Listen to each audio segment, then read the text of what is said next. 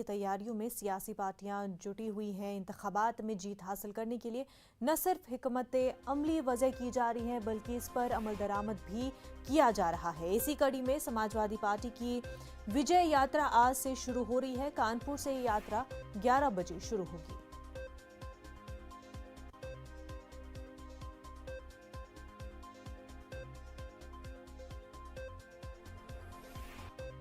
तो आपको बता दें कि यूपी के इंतखाबात काफ़ी नज़दीक है और इस हवाले से तमाम तर सियासी पार्टियां तैयारियों में जुटी हुई है। जीत हासिल करने के लिए हर तरह से जो है कोशिशों में सियासी पार्टियां जुटी हुई है। इसी कड़ी में समाजवादी पार्टी की विजय यात्रा आज से शुरू हो रही है। हमारे नुमाइंदे संदीप सविता इस वक्त हमारे साथ जुड़ चुके हैं। आज जो है संदीप, विजय यात्रा शुरू होने जा रही है अखिलेश यादव की। जी मुनज्जा, जिस तरह से चुनावी दौर शुरू हो रहा है, लगातार नेताओं के दौरे हो रहे हैं, उसको देखते हुए समाजवादी पार्टी ने पूर्व मुख्यमंत्री अखिलेश यादव आज से कानपुर में विजय यात्रा शुरू करेंगे, जो कानपुर के जाजमऊ से शुरू होगी। ये यात्रा शुरू होगी, 2 दिनों तक रहेगी। 2 दिनों तक ये 4 जिलों का भ्रमण करेगी। कानपुर से शुरू होगी और इसके बाद घाटमपुर, मीरपुर होते हुए ये जालौन से होते हुए कानपुर देहात में कल खत्म होगी।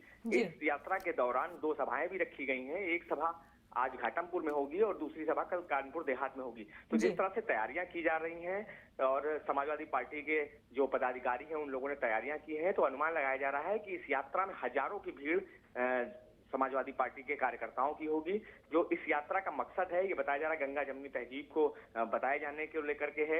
और जो जिस तरह से महंगाई बढ़ी है, पेट्रोल डीजल के दाम बढ़े हैं, जनता को उससे अवगत कराने के लिए इस यात्रा को निकाला जा रहा है। और चुनावी यात्रा अगर इसको कहा जाए तो गलत नहीं होगा। जी मुनज्जा, चुनावी यात्रा रहेगी और लोगों तक पहुंचेंगे अखिलेश यादव। ऐसे में क्या कुछ वादे लेकर अखिलेश यादव जाएंगे?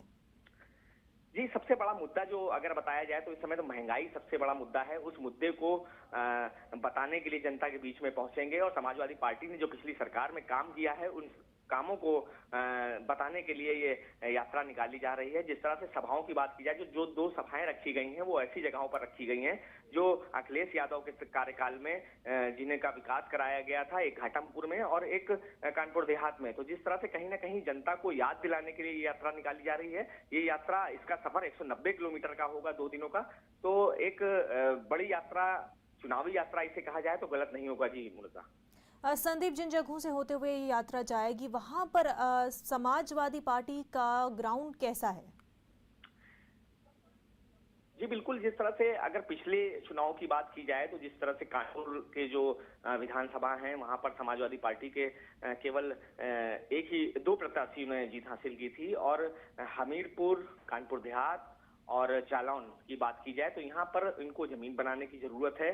जिस तरह से यहाँ पर जालौन की बात की जाए, हमीरपुर की बात की जाए तो यहाँ पर समाजवादी पार्टी का प्रदर्शन ठीक नहीं रहा था। तो इसलिए उस ग्राउंड की बात की जाए तो वहां भी ग्राउंड बनाने की जरूरत है। समाजवादी पार्टी के जो पदाधिकारी हैं उन्होंने इस तरह की तैयारियां की हैं कि इस यात्रा का जगह जगह स्वागत होगा और जगह जगह मतलब ये जो 190 किलोमीटर का सफर है, कई जगह स्वागत होगा। तो कहीं ना कहीं ये भी अनुमान लगाया जा रहा है कि ये एक लंबा सफर होगा और इसमें काफी समय होगा। और इससे शहर की बात की जाएगा, कानपुर शहर की बात की जाए तो यहाँ पर आज के दिन जो सफर है वो तकरीबन 12 से 14 किलोमीटर का है। तो कहीं ना कहीं शहर वासियों को भी यात्रा के दौरान कुछ दिक्कतें हो सकती हैं। जी मुनज्जा, बिल्कुल संदीप, तो कोशिश ये रहेगी समाजवादी पार्टी की कि जहां पर पहले उन्होंने कामयाबी हासिल नहीं की थी, अब लोगों का रुझान जो है समाजवादी पार्टी की तरफ इस यात्रा के जरिए बढ़ जाए। संदीप सविता, बेहद शुक्रिया आपका।